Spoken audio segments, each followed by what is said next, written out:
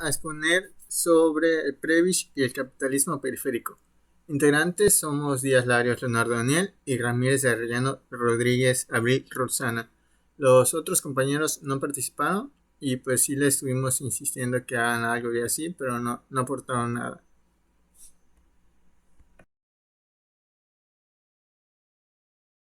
Para hablar sobre su tesis vamos a hablar primero sobre Raúl Prebisch, que nació en 1901 y falleció en 1986. Fue hijo de padre alemán y madre argentina y él es argentino.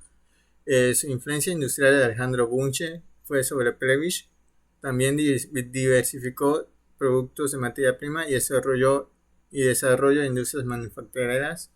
Fomentó el rol del mercado interno y exportaciones de manufactureras locales a través de protección arancelaria.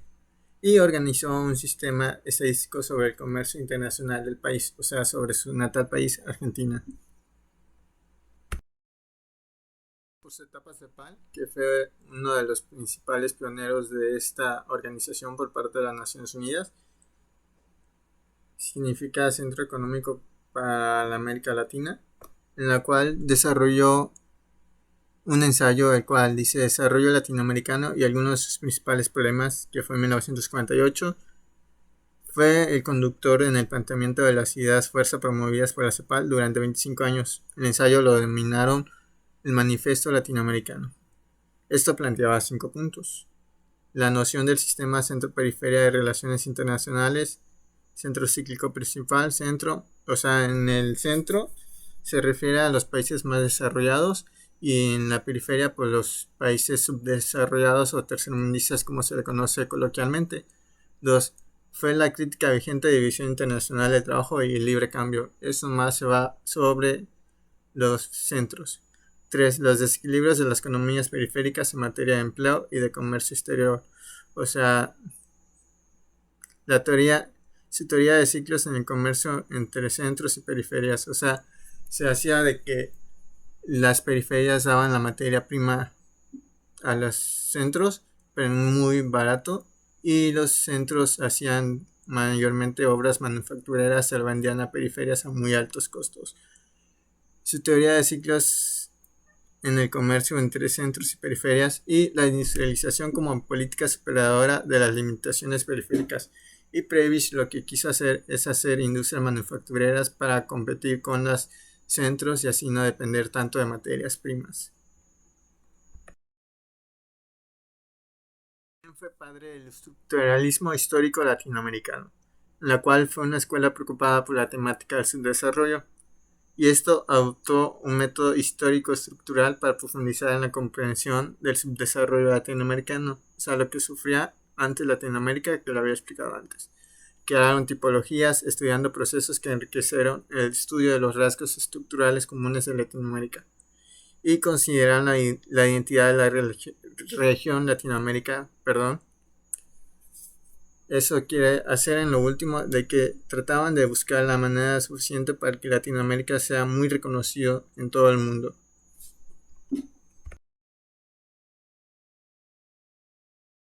Este podría decir un resumen de lo que habíamos platicado antes. Un punto: fue importante economista de América Latina. Fue padre del estructuralismo latinoamericano, como había dicho antes. Fue padre y fundador de la CEPAL, era Comisión Económica para América Latina y el Caribe, y la UNTAC, que significa Confederación de las Naciones Unidas sobre Comercio y Desarrollo, solo que las siglas son en inglés, por eso es UNTAC. Fue el crítico de la teoría económica clásica, en la cual prefiere más en globalización y capitalismo, y pues como había dicho, tuvo un nuevo sistema económico para la TAM para superar el capitalismo periférico, en la cual fue sustitución de importaciones y aceptación de industrias manufactureras, en la cual su principal país en la cual sí fue muy aprobado fue en México. A continuación les hablaré sobre la teoría de ciclos económicos de Raúl Prebisch. Para que Prebisch pudiera hacer su teoría de ciclos, tuvo que entender el elevado grado de conmovimiento entre el ciclo de América Latina y el de los países más desarrollados. Básicamente, tenía que entender cómo se desarrollaban los ciclos de cada uno de los países de América Latina y de los más desarrollados y luego compararlos. Esta constatación fue esencial para el desarrollo del concepto centro-periferia. Ok, la teoría de ciclos de Prebisch nos decía que cuando se estaba en la fase creciente había un aumento de salarios por competencia y provisión de las organizaciones obreras, pero cuando se pasaba a la fase menguante, el beneficio que había en la fase anterior se comprimía y por lo tanto hacía que el centro perdiera su fluidez. Debido a esto, había una resistencia a la baja de los salarios y la presión que había en el centro se desplazaba a la periferia. Es decir, que cuanto menos puedan comprimirse los ingresos en el centro, más tendrían que hacerlo en la periferia. Para entender esto, se pondrá un video que explica más o menos cómo va la teoría de ciclos. Raúl Prebisch nació en 1901 y murió en 1986. Y tradicionalmente se le considera un economista centrado en tendencias de largo plazo, cambio estructural. No obstante, él inició su carrera centrándose en los fenómenos del corto plazo y particularmente en las fluctuaciones cíclicas y cómo las fluctuaciones cíclicas impactaban en la esfera real y en la actividad económica.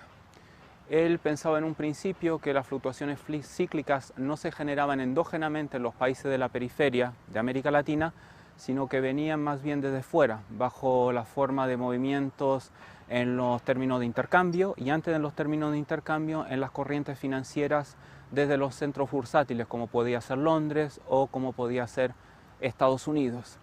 Inicialmente, Prebisch partió con una visión muy ortodoxa del ciclo, en el cual el ciclo venía fundamentalmente desde fuera y generaba una expansión de valores, de precios al alza, hasta que llegaba un momento que por problemas generalmente atribuidos a la cuenta corriente al sector externo, se llegaba a una situación insostenible y el boom terminaba en un descenso, en un colapso.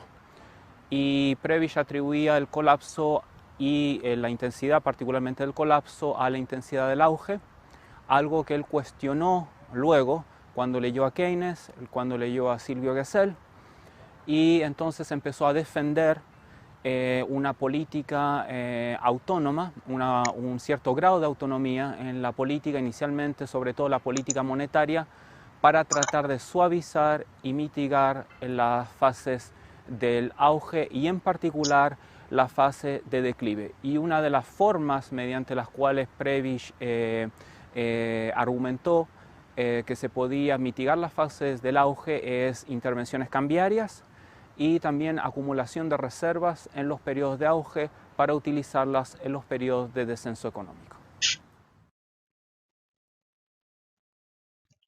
Ok, para entender más o menos la relación que nos mencionan los ciclos la teoría de ciclos económicos de Prebisch, cómo fluye el ciclo económico, nos dice que en su tesis Prebisch-Singer que se postula un deterioro continuo de la relación real del intercambio de las economías primarias, normalmente periféricas.